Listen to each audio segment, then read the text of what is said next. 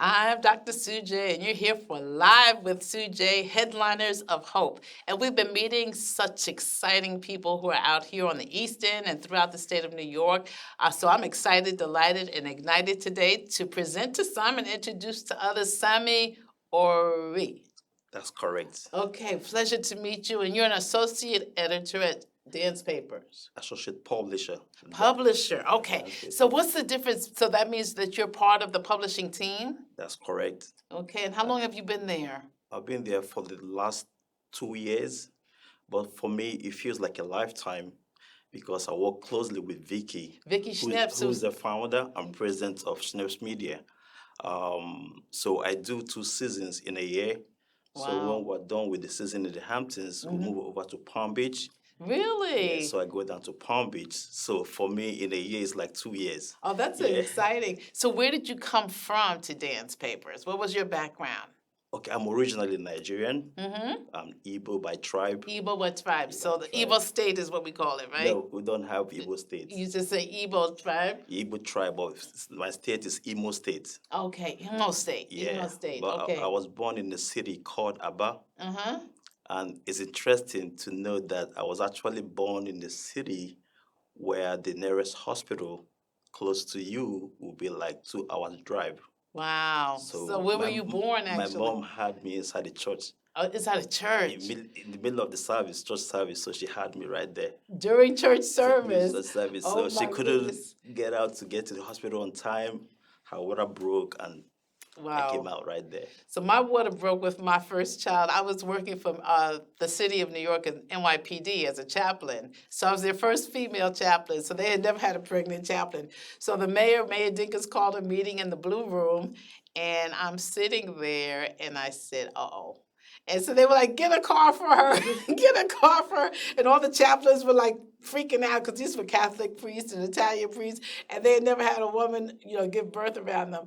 But that's what happened for me. So you were born in the church. Yeah, that's it. We did make it to the hospital, and so my guy was born there at New York Hospital. But it's amazing. That guy now is 32 years old, living in Atlanta, is a doctor. So I just got back from helping him make his favorite meals for his birthday. That's amazing. So is your mom still alive? No, my parents, no. Well, okay. So tell me about your family life, what you do when you're not working at our dance. I would say my lifestyle also involves the work that I do. Yes. So I wouldn't say there's a time I'm off because in media, you're really never off. Yeah, you're never really off, and we'll work around the clock.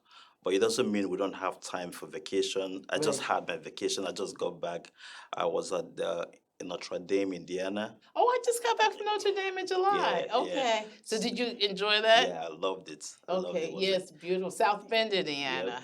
Yeah, it was beautiful, an amazing time. So is your mind always going for a story? Are you looking for a story? How does a story come to you that ends up being published?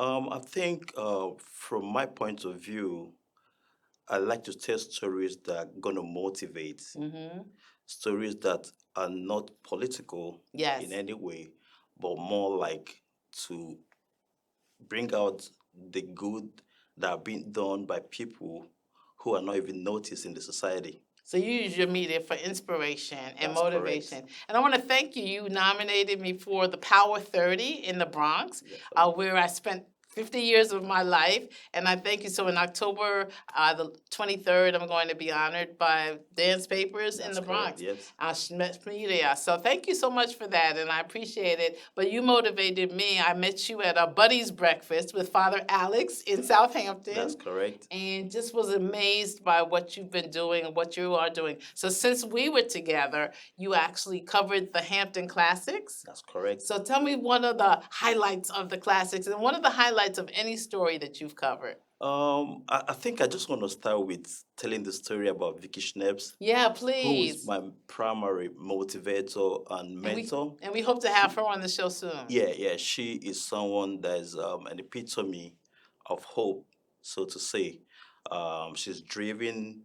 She's like when you compare a coach in a football team. Yes. So much of the coaches will stay on the touchline and tell you what to go play. But when the play get tough, the coach can't even get into the pitch with you, right? Right. But she's the kind of coach that's a coach and a captain of the team. I So love she that. get into the pitch with you, play the game, come back on the touchline and show you how to play it.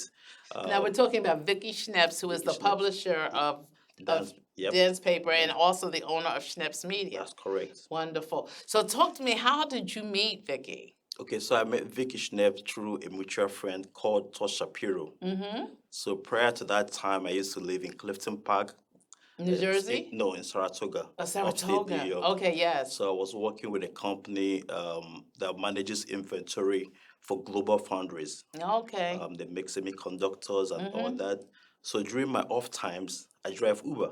Okay. So I work 3 days or 4 days in a week, and then the other off times I drive Uber. So I met Todd. Todd became close friend. We would chat, and for some reason, Todd felt like, "Hey, you don't belong here." Yeah, So I yeah. wanted to meet this wonderful lady, and then I met Vicky. I wasn't looking for a job, but Vicky. Did you major in media in school? No, my background is mathematics. What is it? Mathematics. Mathematics. Yes, that's my Wow. background. Okay, you're a numbers man. Yeah, I love All right. numbers. I love it. I love it. So she's been an amazing mentor to you and just opened some doors for you. All the doors, she Yeah. opened it up for me. Yep. So what's a highlight of tell me a story that just like really triggered you that you covered and that you think the world needs to know about? Okay, I think I'm gonna say, and that also changed my life, is a story about the Carmelite sisters. The Carmelite sisters. Yeah, we had Trish on here. Yep. What's Trish's last name? Gathers. Yes, yeah, we had her on this show on LTV about a month ago, so she'll be airing soon. But you met the Carmelite sisters, and what attracted you? What motivated you about that So story? I met Trish, who's the president and the CEO of the Carmelite sisters, in a very odd situation. She was taking a walk in Palm Beach. Mm-hmm. So I was in Palm Beach with Vicky, and then I was also taking a walk somewhere in West Palm. I ran into Trish. We were about to have a meal. She was trying to school me on what to eat and how to Yes. choose what to eat. We started talking, and then I told her I work with a media firm and stuff like that. But then she started telling me that she worked with sisters. And I became intrigued. How? Mm-hmm. What does it mean to work with sisters? And you know, when you hear about sisters, Yes. you think about religion. Yes, yes. So, but they are different. They do so many things that people don't even know, Yes. like taking care of the elderly, Yes. taking care of the infirm. The truth is that most times, Because they have a location in the Bronx actually that's yes, a they do. home Yep. for those who need help. Yep. Yeah, recovery. So yeah, she was on the show. She was fascinating as well. Yep. So what do you do for fun on vacation? I like water games. Water games. Yeah, I love water games. And then I like to play chess, Okay. a little bit of Scrabble. But one of the things I do, if you're going to ask me, is to take a long drive. Really? So I've you driven from here to California on the road like twice. So I really? love driving long distance, maybe take like a week or two, get to know cities, Yes. how they are changing, how Mhm. the accent and intonations are changing, cultures are changing Yes. as you're driving from the east to the west.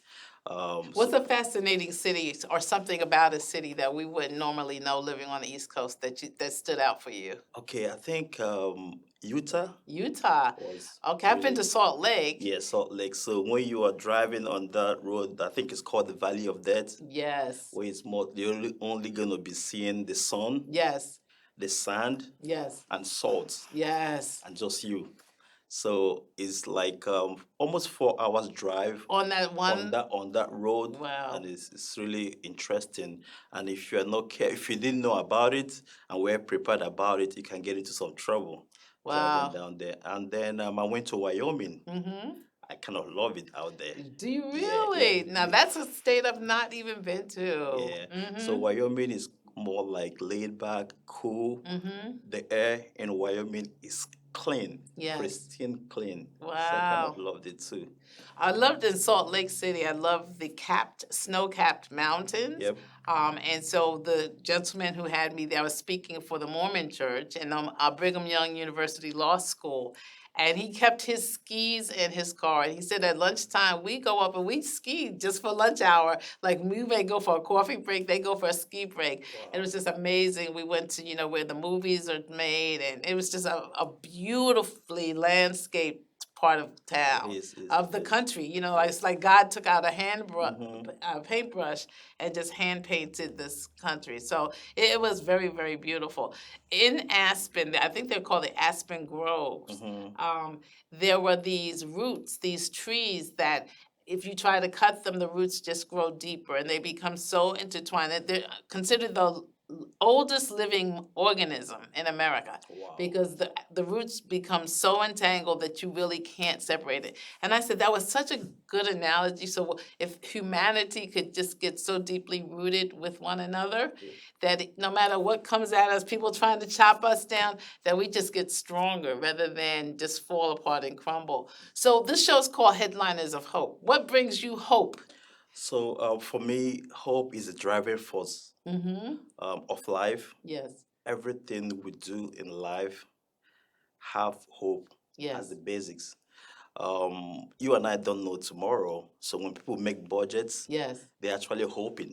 Yes. You know, Yes, that's true. yeah, so hope becomes the thing that motivates, the thing that drives you, despite the challenges, despite the situation you find yourself. Once you have hope, you are more than likely to scale through life. Life is filled with topsy-turvy, up and down, but hope keeps you stable Very and much keep so. driving you.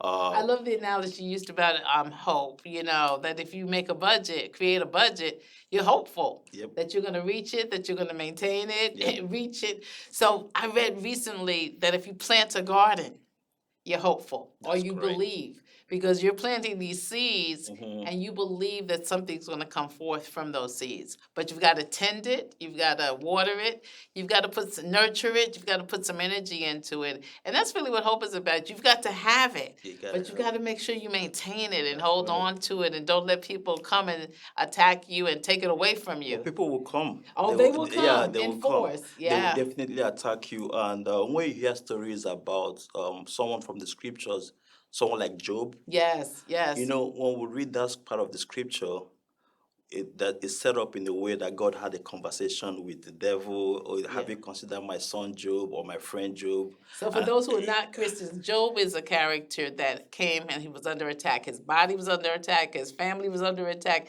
Everything that he owned was taken away from him. But still, he maintained his And it was faith. hope Yes, that kept him alive, yes, because hope deferred make the heart sick. yes, So it was that hope, in spite of what he was going through in his physical body, yes. his environment, but hope kept his Kept him spirit, alive. kept him alive. Yes. You speak of the church and the scriptures. So there's a song that we sing in the Black church world that says, "This joy I have, the world didn't give to me, and the world can't take away." And it's the same thing with hope, because the joy and the hope are intertwined. That's correct. You didn't give it, so I'm not going to let you take it away from me. correct. And so every day you have to really come up. I wake up with affirmations, inspiration, and Sag Harbor is wonderful for that. I go by the Havens Beach or by the Long Beach, and I love water. So water is what revives my spirit and allows me to just stay hopeful and just kind of say, you know what, this is a new day. I'm here, and thank you. So what brings you inspiration? Your media is bringing inspiration to others. What brings you inspiration? Okay, so it looks like I'm gonna always be calling her name over and over again. Okay. So Vicky Schneps is my number one point of inspiration. Throughout the season, at the end part of our season, she got her a bit of a new injury, but she still kept on coming to the classics, going to all the events without any injury, without pain. And sometimes I feel bad, like, you are in pain. Why are you still doing this? Can't you Yes. just call this thing off? So prior to this interview, of course, you saw me coming in with crutches and Yes. all that. Yes. I was going to call you and say, no, I broke my knee. I can't come in. I was like, no. Vicky was able to go through this and persevered even without pain to make sure everyone felt good. She was invited to so many events and she showed up even with her pain. Now, if you had And I'm canceled on me, I would have come and found yeah, you. I with was like, the I'm not crutch. canceling Yeah, this. Yes, yeah. I'm going there. If I have to crawl, I will crawl. If I have to run, I will run. If I have to walk, whatever it takes, I'm going to be there. So that's number one spot. So persistence, perseverance, just Resilience. resilience. Yes. Oh, that's a great word. Yeah, that's a great word. resilience, yeah. So what's another aura? When I take retreats and I lead, particularly Christian women, faith-based women on retreats every year to make sure there's self-care and what I call soul care, just to make sure we're taking care of ourselves as we're caring for others. So we have to start the retreat with an R word. And so resilience is usually one of them. My thing is refining, like Okay. fine-tuning those areas of your life that you really need fine-tuned. So what would be an R word beyond resilience that you live by? Um, I think I would say resplendent. Say that again. Resplendent. Mm-hmm. Having a mindset of a glorious life, a Yeah. wonderful life, a beautiful life, and which is what hope brings into your life. Having a picture that you're gonna be better than you were yesterday. Okay. That Resplendent. it is splendid. So Yes. you're going to splendor once again. Like Yep. you don't stop here, Yep. but you can have the splendor again, Yes. over So and over so again. yep. And so if you have that in your mindset, somehow you can hit a bad spot or something happens, you take that as just an event in your life and not the outcome of your whole life. So that's I what my love it. Yep. So I always ask this formula. Since you're in mathematics, you remember we used to have fractions. That's correct. A plus B plus C equals D. So what's your A plus B plus C equals success? What are your A, B, and C's? Um, okay, I will start with having hope Having hope, in the first place, which is gonna be my A. which is Uh, great for headliners of Yep, hope. Having yep, hope. yep. Having hope because everything you plan is based on hope, even Yes. when you don't know it. Yes. And even when you didn't even plan, you're also having hope to fail because you didn't plan. You got to You know, dig you, down you in got to that dig down. reservoir. Yep, Yeah. yep. What's your B? So my B is taking the step forward, Mm. trying to make the first step. Out of Mm. every journey you're ever going to take in life, there's always going to be a first step. There's also always going to be a first time. Yes. So when I got into media, and actually Vicky was, hey, Sammy, you can do this.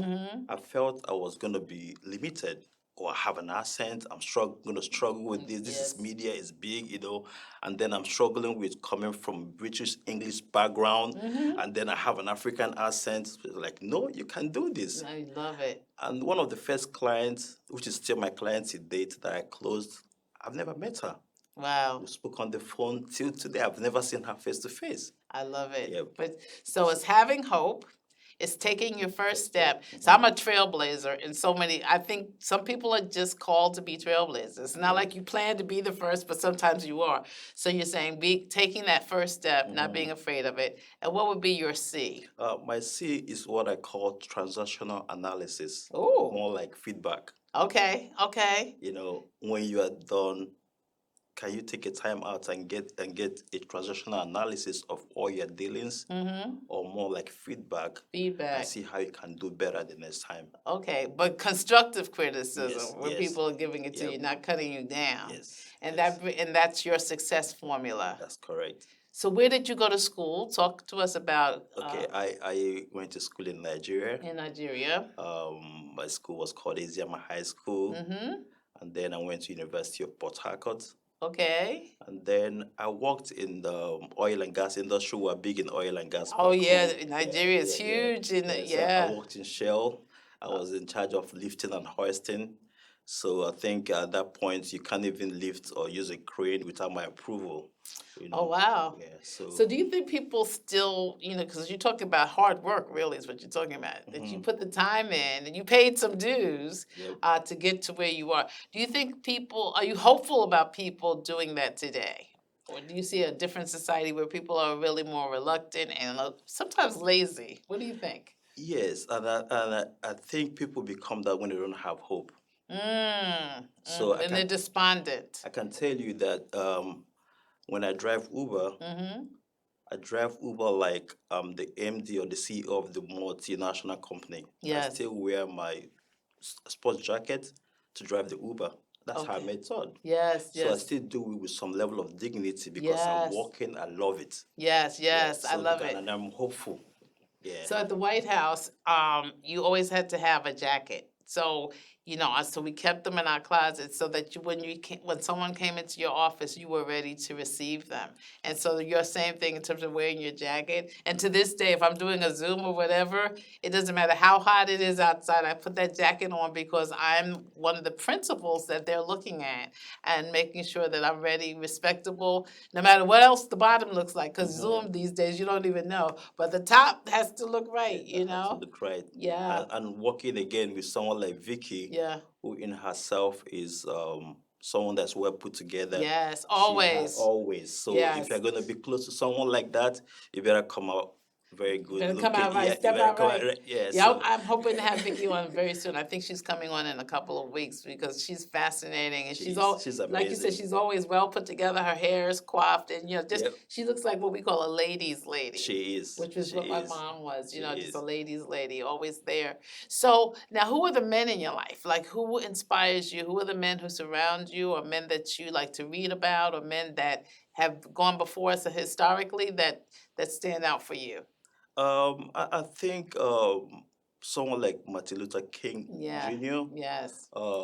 His voice still resonates till today. Mm-hmm. These are people who through hope saw the future. Yes. Some of the things we're experiencing right now was some of the things he has said back in the days. Yes. So I- when I was in Nigeria, actually, I was there with the State Department, and we visited the embassy. And that day, they were having a contest, a Martin Luther King contest, for the students there to really, talk about him, and to actually, it was a contest Yep. to see who learned most about him, but also executed eloquently about him. So it was right in Abuja, Nigeria, your country, the capital. Yeah, we spent some time there. Now, there was some violence in Nigeria. In fact, when we went there, I was an ambassador for religious freedom. And at that time, Boko Haram was just starting. And there was, the differences between the Muslims and the Christians. So sometimes there's violence, but how do you live above the fray? How do you live above the fray where you can be a peacemaker through your media? Yes, I think it's love. Mm-hmm. Letting everyone know that we are all valued in all ways, more like we have value for life, Yes. so to say. I don't think any of the founders of religion Mm-hmm. would truly tell someone to kill on their behalf. Yeah, not at all. So that all of that is not really what the message is about religion is. Mm-hmm. Some of them have a central theme of peace Yes, and love, exactly. but people And people who took the first step. yes, so Yeah. people use religion in Mhm. the wrong way, Sure. and they become adamant, and sometimes it could be political. Yes, politically motivated. Motivated. And Yes. there's a big difference between politics and democracy. Yeah, So exactly. people don't really try to differentiate that politics is not really democracy. Politics is a game of who gets what, Mm-hmm. when, and how. Right, exactly. And they can do it in any way. They can use religion, Exactly. they can use any platform just to get what they want. What they want. Yeah. You're also a board member of the Riverhead Chamber of Commerce. That's correct. So I lead the Global Black Women's Chamber of Commerce, which is one of the people who make sure this show happens. So what is your hope in terms of businesses? You're a board member there, businesses out here on the East End. Do you see hope for businesses? Absolutely. Riverhead was named top 50 places in the whole world to travel to. Really? By In the whole world? Yeah, in Forbes magazine 2023. Wow. Yeah, so I started bringing that to the awareness of the chambers. Like, we need to let people know about this. Yes. Most industries and most business owners suffer from lack of manpower, people who can work for them. Yeah. But Riverhead have the kind of mix when it has to do with the demographics of people who can work for you Yes. in Riverhead. So there's an ample supply of labor. Yeah, of labor. And more so, Riverhead doesn't close down when it's winter. It's Ah. perennial. Riverhead stays open throughout the whole season. So it's not a seasonal. It's not a seasonal, so it's stable. Yeah. So I love Riverhead, and it's like the connection between the North Fork and the South Fork. So Yes. Riverhead, if someone doesn't have a business now, in the next 10 years, Riverhead is going to blossom. It's coming Wow. up. We had a meeting with Team Hubert. I would just want to appreciate what Liz Shaughnessy is doing and Yes. all the members of the Chambers of Commerce. They're doing a great job bringing all the business people together, trying to find out what works for them, what can they do to help them. But they're doing an amazing job. And in the next 10 years, watch out for Riverhead. Okay, you Yeah. watch out for the Global Black Yeah. Women's Chamber of Commerce too. We're building Black women business owners. I'm a third generation Wow. business owner, and we're just trying to help, particularly since COVID, help businesses be created, but also be connected, and also be able to learn how to scale and sustain and be mentored. So finding mentors has been our new challenge. So because the businesses are like, I need someone to help guide me. I'm at this stage. I've been successful, but I need someone to help me get over that next hump. So I'd love to talk with you more about it, and maybe with Lee Shaughnessy and myself and yourself can kind of come up with some because Long Island is one of the largest places that women own businesses actually. So it's very impressive what you're doing. But I want to thank you for being here with me. And by the next time we see this, you will have honored me with the Power 30 in the Bronx, New York, on October 23rd. And so I just want to thank you again for your spirit. We celebrate the Black culture here in the East End on July 3rd, 2025. So I hope that you'll come and cover that and meet many of the members of the historically African American community that are out here living here in Sag Harbor. So thank you so much for being with us. And I want to thank you for being with us. This has been Live with Sujay, Headliners of Hope. I was talking with Sammy Orih, and we appreciate the time that you shared with us and watch us all the time. We have Live with Sujay, Headliners of Hope, and Live with Sujay, celebrating Black women leaders. Until next time, thank you so much.